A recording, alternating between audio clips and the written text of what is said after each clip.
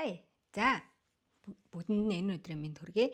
Тэгэд маш олон хүмүүсээс хавдрын имчилгээний явцад идэж ууж байгаа хооллолт, уураг, за өөр юу нь идэж ууж ийн гэсэн тийм асуултууд зөндөө ирсэн учраас нэг юм влог хийгээд оруулчвал амар юм уу гэж бодлоо. Тэг хүн болгоны чатанд хариулаад, хүн болгоны асуултанд хариулаад сууж ах боломж үнэхээр алга байна. За тэгэд нэг гоё мэдээ би өчигдөр CT scan харуулад хариу нь маш гоё гарсан. Миний илэг бүтэн хавдраар бүрхсэн байсан. За тэгэд овоо гайгүй ингээд одоо жил хийлгээд овоо гайгүй тал нь ингээд явж исэн боловч тал нь шимэгдээд явж исэн боловч шинэ жилийн үеэр хавдар маань буцаж мутацд ороод шинээр гарч ирээд за мөн илүү актив идэвхтэйгээр дахисан гэх юм уу. За тэгээ сүүлийн 3 сар одоо юм туршиж үзээд юм ингээд хийж үзсний үр дүн маш сайхан гарсан. Тэгээд эндээсээ бас эргээд маш гоё их урам аваад happy зогсож байна. Тэгэхээр ерөөсөө миний одоо хэрэгжүүлээд туршаад явж байгаа зүйлүүд бол өвчин намдах юм нэгдүгээр ерөөсөө хэрэгэлдэггүй. За хоёрдугаарт би одоо янз бүрийн ургамал тэр ерөөсөө уудаггүй. Одоо ургамал тан ерөөсөө уудаггүй. За тэгээд эмчилгээт одоо химийн эмчилгээтэйгээ харших хоол хүнс хүчлүүдийг хэрэглэхдээ маш болгоомжтой байх хэрэгтэй юм байна лээ шүү гэж бас сануулж хэлмээр байна. За миний ерөөсөө туршаад явж байгаа зүйлүүд бол маш амархан. Би нэгдүгээр дасгал хөдөлгөөн маш их хийж байгаа. За тэгээд хооллолтон дээрээ мацаг барьж байгаа, уураг ууж байгаа. За тэгээд ер нь бол одоо ингээд та хэдэд харуулад би юу идэж юу яаж хэрэгэлдэгэ тавчхан харуулад явъя гэж бодлоо.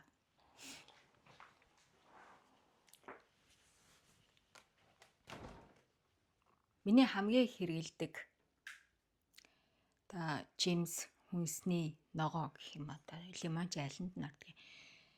Хөлдөөсөн лимон би ингээд хальстай нь маш сайн угааж хөлдөөгөөд за тэгээд энэ лимоныг би өглөө илгэн дээрээ хальстай нь үргчээр үрээд тэгээд содтой тэгээд бүлээн усанд хийгээд бүгдийг бүхлээр нь үрдэггүй яг одоо нэг лимоныг нэг 3-4 өдөр хэрэгэлдэг гэх юм уу. Тэгэл хальстай нь үрээл дээрээс нь хүйтэн халуусыг л бүлээсгээд за тэгээд хүнсний сод нэмээд хэрэгэлдэг. За хүнсний сод ямар сод хэрэгэлдэг вэ гэдээ асуух болсон. Зүгээр л ингээ хүнсний дэлгүүрт байдаг сод би ийм сод хэрэгэлдэг хүмүүсээс ямар сод хэрэгэлдэг вэ гэдээ асуугаадсан. Зүгээр л ийм хүнсэнд хэрэгэлдэг. Энэ болохоор Австралид үйлдвэрлэсэн юм байна. Тэгээд та хэд яг байгаа орчноосоо бас ийм хүнсний сод бол бас хаасаагүй байгаа штэ тий.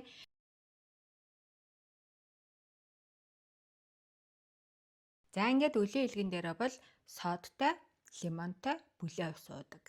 За үүнийхээ араас би уураг уудаг. Өглөөг уургаар эхлэхгүй бол тухайн өдөр би ямар ч ирч хүчгүй байдаг. За тэгээд энэ бас л Австралийн ийм ямар ч үнэргүй амтгүй энэ уурагны үнэр амтгүй гин хэрэгэлдэг. За энд ингээд ардаа. За энэ уураг болохоор нэг халбандаа 25 грамын уураг нэг хэмжээ агуулт юм байна. Тэгэхээр өглөө босоод би эндээс 2 халбагыг халан бүлээн усанд хийгээд содтой усныхаа дараанаас уудаг. За уураг яагаад би уудаг вэ гэвэл илгээ нөхөнд хөлжүүлэхийн тулд илгэндээ дэм өхийн тулд уураг уудаг. За хоёрдугаарт биеэ эрч хүчээр хангахын тулд булчингийн мас маш их алддаг эмчилгээний үед. Тэгэхээр булчингийн мас за биеийнхаа эрч хүчинд уургаар өглөө ингэж дэмжиж өгдөг. Тэгэхээр миний хувьд бол одоо хатуу хоолны дэглэм ч юм уу цаанаас ингээ хоригдсон хоол хүнсэл байхгүй. За би сахар ерөөсөө хэрэгэлдэггүй. За сахар хэрэгэлдэггүй байлаа гэд бид нар одоо сахаргүй байна гэсэн үг биш. Одоо бидний хэрэгжилж байгаа жимс те хүнс одоо тараг сүү одоо юу гэдэг хэрэгжилж байгаа бусад бүх хүнсэнд сахар тодорхой хэмжээгээр агуулгаддаг. Тиймээс яг авж байгаа бүтээгдэхүүнийхээ аль болох бага сахарын орцтойг нь авч явах хэрэгтэй. Одоо цагаан гурил те ерөөсөө ингээл хэрэгжилж байгаа бүх юмд чинь сахар байгаа гэсэн үг. Тэгэхээр сахар иддэггүй хүн сахаргүй байна гэсэн үг бас биш юм байлээ шүү. Тэгэхээр ерөөсөө л хүнсээ авахдаа орц найрлагын сайн унш. За сахарын хэмжээ нь хэр агуулгдсан байна гэдгийг харж иж бас хамгийн бага сахарын агуулмжтайг нь авж агаар одоо нэмэлт сахар зарим нь бол ингээ хийцэн байдаг шүү дээ тий. Тэгэхээр нэмэлт сахаргүй за тэгээд сахарын хэмжээг нь маш сайн ажиглаж иж харж иж авж агаарай гэж бас дэлэмд хэлмээр байна. За тэгээд усаа уучаад уургаа уучаад араас нь би хар кофе уудаг. За хар кофегоо болохоор манука зөгийн балтай уудаг. За манука зөгийн бал нь хүний тархлаанд маш сайн. За бас зөндөө олон давуу талтай. Шинэ Зеландд голцоо үйлдвэрлэгддэг зөгийн бал болохоор Австрали, Шинэ Зеландаас илүү оргиг нь хурдан хугацаанд авах боломжтой. За бусад улсуудаас авах боломж байгаль ахалдаа гэхдээ бас анхааралтай аваарай гэж бас хэлмээр байна. Сайн хэллээ те. Зөвхөн Австралийн одоо Тасмания, за Шинэ Зеланд улсад үйлдвэрлэгддэг. За тэнд ургадаг тийм тусгай цэцгийнээс гаргаж авдаг зөгийн бал юм байлээ шүү. За тэгээд хар кофегоо манука зөгийн балтай ингээд өглөө би ер нь бол босоод нэг бараг 1 литр ус уучтیں۔ Эхлээл нэг аяга усанд сод лимон ээж угаад за дээрэс нь уурга бас нэг аяга нь 250 мл дуугаад араас нь кофегоо уугаад за тэгээд кофеныхаа араас дахиад нэг аяга усыг ууж өгдөг. Ингээд ерөнхийдөө өглөөдөө би нэг литр ус уучтیں۔ Тэгэд шингэн их уухаар гиз маань бас гоё цэвэрлэгддэг гэх юм уу. За тэгээд өглөө ингээд уурга уучхаар үлсдэггүй. Би ер нь өглөөний хэм иддэггүй юм. Уурга уугаал ингээл ерөнхийдөө бол болоо миний өглөөний хэрэглээ.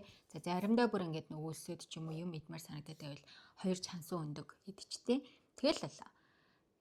Өөр нөх өглөөдөө юм иддэггүй. Түрүүн би хэлсэнтэй би ер нь хоолны дэглэм барьдаггүй. За манай эмнэлгээс ч нэг тийм хоолны дэглэм минь тэр одоо хоригдсан хоол хүнс гэж байхгүй. Тэгэхээр хүн өөрийнхөө биеийг чагнаад өөрийнхөө биед тохируулж хоол хүнсээ хэрэглүүл илүү зүгээр юм байна гэж бодсон. За дараагийн миний зүгээс одоо анхааруулж хэлэх нэг зүйл бол сахарын хэмжээг л маш сайн барих хэрэгтэй.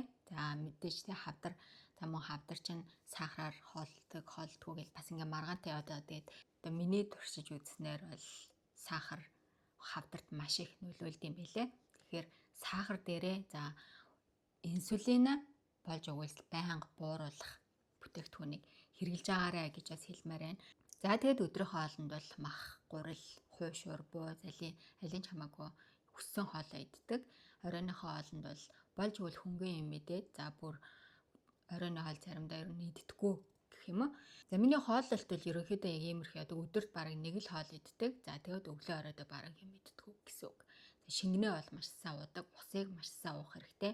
Тэгээ эмчилгээ чинь химийн ялангуяа химийн эмчилгээтэй хүмүүс маань ус сайн уугаад за усаараа шээсээрээ химийн хороо хөөж гаргаж авах ёстой юм байна лээ шүү. За тэгээд цусан дах сахар за биеийн илүүдэлж ингээ хянахын тулд би ердөөсөө сахар, жимс бараг хэрэгэлдэггүй. Би ер нь бараг жимс хэрэгэлдэггүй юм байна. Жимснээс хаяада бэрэл хэрэгэлдэг, блубери, за стrawberry гүзээ элзгийн нэг их хийддэггүй. Зүгээр хүрээнүүд киви жимс бүр нэг хаяа иддэг. Бүр ингэ байнга бол иддэггүй. За тэгээ яад гэвэл нөгөө эмчилгээний үеэр аман дотор ингээд ерөөхдөө л нэг юм гаралттай байдаг болохоор юм хүчлэлэг юм дээр анхаарах хэрэгтэй мэлээ. Лимон, витамин С хэрэглэж байгаа болохоор бусад хүчлэлэг жимснүүдээ бол хасч өгсөн байгаа. За өдрийнхөө хоолны үеэр би хорхоо өвсийг ууж өгдөг. За хорхоо өвс болохоор бас тамир тэнхээс сэргээхэд их сайн юм шиг санагдсан. Одоо нэг бүр ингээд муужирж унаад идэг үеуд маань бол байхгүй болсон байгаа. Одоо ингээд нэг 7 хоног муужраад 5 хоног муужраад идэг гэсэн бол 2 хоног 3 хоног ч юм уу болж өөрчлөгдсөн байгаа. Тэгэхээр бас яг энэ ууж байгаа бүтээгдэхүүнүүд маань миний биед бол маш сайн таарад байгаа юм шиг байгаа. Тэгэхээр түрүүнд хэлсэн те би хүн болгоны бие өөр, за хүн болгоны хавдар өөр, за хүн болгон юмсыг хүлээж авах одоо биеийн онцлог өөр учраас өөрийнхөө биеийг чагнаад ажиглаад за тэгээд бас багаар ууж эхлээд ингээд өөртөө тааруулж юмыг хэрэглэх нь маш чухал юм байна лээ шүү гэж дахин нэг сануулж хэлмээр байна. За дараагийнх нь шар тос. Шар тосоо бол байнга хэрэгэлдэг. За хуушураа шар тосоор хайрдаг. За дээрэс нь хоолоо ер нь хансан тос ерөөсөө хэрэглэхгүй. одоо миний амьдралдаа хэрэгэлдэг 2хан тос байна. Тэр нь хоолндоо хэрэгэлдэг 2 тос байна. Тэр нь нэг нь шар тос, нөгөөх нь оливын тос. Тэгээ оливын тосоо бол би салаатанда хэрэгэлдэг. За чансан өндөг идэхтэй жоохон оливын тос давс перцтэй иддэг. За хоол унд хуурах, за шарахтаа бол дандаа шар тос хэрэгэлдэг. Тэгээд хүмүүс мэдж байгаа тийм. Одоо ер нь бол энэ хансан тос, ургамлын тос, одоо наран цэцгийн тос мос чинь маш муу ингээд тий хансан тос бийдвэл хор болно гэдэг хүмүүс яриад байгаа шүү дээ. Тэгэхээр ер нь бол манайхан өөхөн тос, шар тосол голцоо хоол хүнсэндээ хэрэгжилж авах зөв юм шиг байна лээ. Одоо тэгэл бид нар ер нь ингээл буцаал тий нөгөө нэг бүр нэг одоогоос нэг 20-30 жилийн өмнөх үе рүүгээ яваад байгаа юм шиг санагдаж байна. Ер нь тэр үеэл эрүүл зөв амьдралын юм их тий байсан юм шиг байна. Тэ намайг одоо хүүхэд байхад бид нар нэг тийм одоо гоё ганган тийм хурц илүү ам төнөртэй юм хэрэгэлдэг байсан шүү дээ. Тэгэл цагаан эдээ голцоо хэрэглээл шар тос тий идэж ууж байгаа аяг халга маань хүртэл төмөр зэс за тэгэл бүр мөнгө хүртлээ ш тий. За ярианасаа хазаахгүй шар тосоо хэрэгэлдэг. Заримдаа бүр кофегоо шар тостой уучтیں۔ Гоё юм билээ. Шар тостой кофе уух гоё. Тэгтээ хурцтаад идэв. Одоо яг эмчилгээтэй үед шар тостой кофе уухаар илүү хурцтаад идэв юм билээ. За ингээл болоо нэг айхтар олон юм би хэрэгэлдэггүй. Юм хум хилээгүй үлдээж хараад. За тэгээ ялангуяа би ч одоо стома багтай тий би ч одоо эндээ ууттай штэ. Таглаанд ороод гизээ тайруулаад эндээ уут тавилсан тий. Тийм учраас хооллол за гиз дүүргэлт гиз одоо ер нь бол хоолтойгоо маш сайн нарийн тулж ажиллахгүй бол эргээд би өөрийгөө зовоох аюултай гэсэн үг. Тэгээ энэ уут бол одоо миний хувьд маш том шок байсан. Би зүгээр ингээл уутаа хараад маш их гутарсан тэр үедээ. Тэгээд эннийхээ бас учрыг олох гэж нилээ хідэн сар болсон. Одоо юу гэдэг би ч бас ингээл юмны ив аяыг нэг тийм хурдан олоод ингээл гэлс тасан зогсчдөг хүн байхгүй. Гэхдээ яг энэ стома багны учрыг олох гэж бол бас надаас нилээ хэдэн сар шаардсан. Айгу хэцүү юм бэлээ. Тэгэл энийг харж буцаж бас ингээл гутрах үед зөндөө байсан. Тэгэхээр би одоо сармис, сонгон, за тэгээ сүүн бүтээгдэхүүн одоо энэ гиз дүүргэх бүтээгдэхүүнүүдийг бол бүр хэрэгжилж чадхаа болсон байгаа. За дараагийн нэг хуваалцах юм нь би мацаг барьдаг. За шилээ авч гэлбаад байна үү те. За дараагийн нэг шидтэй зүйл бол мацаг байгаа. Тэгэд би урд нь яг мацаг барьдаггүй байсан л та. Үлсэж чаддаггүй хүмүүсийн нэг байсан би. Үлсгөрөө уур хүрээд бүр ингэж байж чадаад байдаг хүмүүс байдаг шүү дээ тий. Би бол нэг нь багасаа л ингээл мах идэж ах нартайгаа нийлж өөхтэй мах тий. Хуушур цойвон бүр цойвон мөв амир хиддэг байсан. Тэгээд ходоод маань сунцсан байсан. Дээрэс нь би үлсэж чаддаггүй хүн баггүй яа. Тэгээд миний хувьд бол маш удаан хугацаанд гэж өөрийгөө тасгаж ирсэн байгаа. Одоо трейн хийнэ гэж ярьдэн штэ тий. Өөрийгөө ингэж бие тасгаж ирсэн байгаа. Тэгээ яаж эхэлсэн байг бол би эхлээд ерөөсө 12 цаг юм идэхгүй за үлдсэн цагт нь юм идээд ингэж тасгаж байгаа. Дараа нь 16 цаг болгоод 18 цаг болгоод за тэгээд оройны хоолоо ерөөсө 6-аас хойш идэхгүй ингээд өөрийгөө трейн хийж ирсэн байгаа. За тэгэж явж агаад 16 цаг болоод 18 цаг болгоод 24 цаг болгоод ингээд цагаа уртцгаад явдаг байхгүй. Тийш нэг өөрийгөө тасгаж байгаа. Тэгэхгүй бол толгой эргэн, толгой өвдөн, манарн, сулдна гэд бас нэг тийм хэцүү үед байдیں۔ За тэр үеүүдэд авчвал гайгүй. Ходоодоо тасгаж агаад тэгээ одоо бол би 7 хоногт нэг өдөр 24 цаг мацаг барьдаг. За чадвал 3 өдөр мацаг барьдаг. Тэгээ мацаг бол одоо миний хавдрын эмчилгээнд маш сайн үйлчилж байгаа нэг зүйл гэх юм уу. Тэгээ би доктор Бергийг сонсдог. Тэгээ доктор Берг болохоор хэлэхдээ би хэрвээ одоо хорт хавдраар өвчлөх юм бол би шууд мацаг барина гэжсэн аахгүй юу. Тэгээд яаж гэсэн чинь яг ингэж хэлжсэн. Би зүгээр л шууд идэхэ болол 5 өдөр 7 хоног. За тэгэл ингэ дээшлээд өдрөө уртцгаад мацаг барина гэжсэн аахгүй юу. За манай хүн бол намайг 3-аас дээш өдөр мацаг барилдгүй би эмччихээл мэлнэ гэдэгтэй. Тэгээд энд ч гэсэндээ эмчнэр мацаг барихыг зөвлөдөггүй. Яагаад гэвэл нөгөө химийн эмчилгээ чинь маш хүнд учраас эмчилгээний хугацаанд юм одоо хоолоороо бие спорт хийх те бидээ хэрэгтэй юмсыг одоо хоолоор амин дэмүүдийг авахыг зөвлөдөг. За авах ёстой гэж угаасаа хэлдэг. Уургаа сайн уу гэж хэлдэг. За тэгээд мах ногоо ерөөсө хоол хорихгүй хүссэн юмаа ид гэж хэлдэг. Ерөөсө сахар махар бити хорь гэж хэлдэггүй.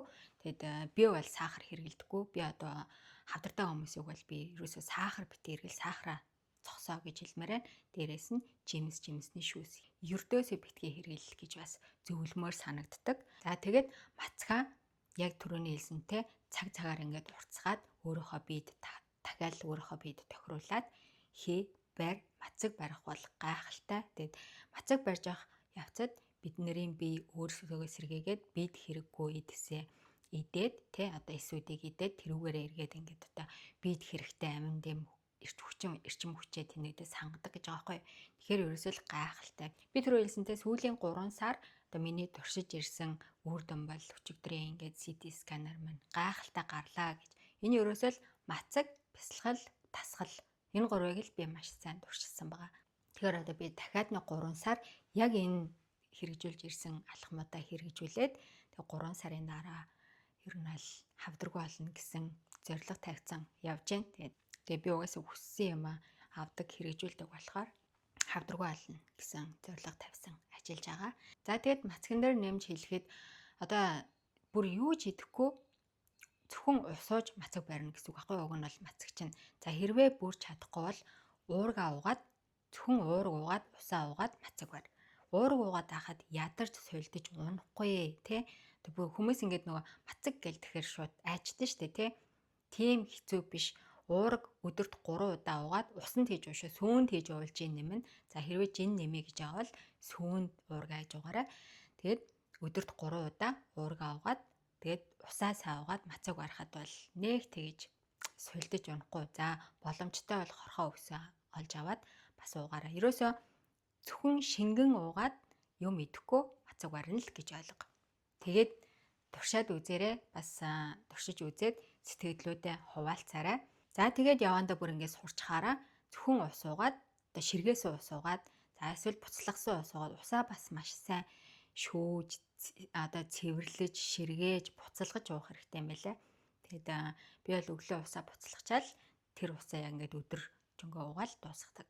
Тэгэд заримдаа би бас ширгээс ус уудаг. Ширгээс ус бол бас гайхалтай. Тэгэхээр одоо миний ярьж байгаа зүйлүүдээс өөрт хэрэгтэйгээ ингээд аваад хэрэгжүүлээд үзээрэй. За хүн болгон хийх албатай биш, хүн болгонд хэрэггүй те. Тэгэхээр ерөөсөө л хэрэгтэй хүмүүс нь одоо хэлж ярьж байгаас мань ингээд аваад хэрэгжүүлээд явцдаг байгаарай гэж бас хэлмээр байна.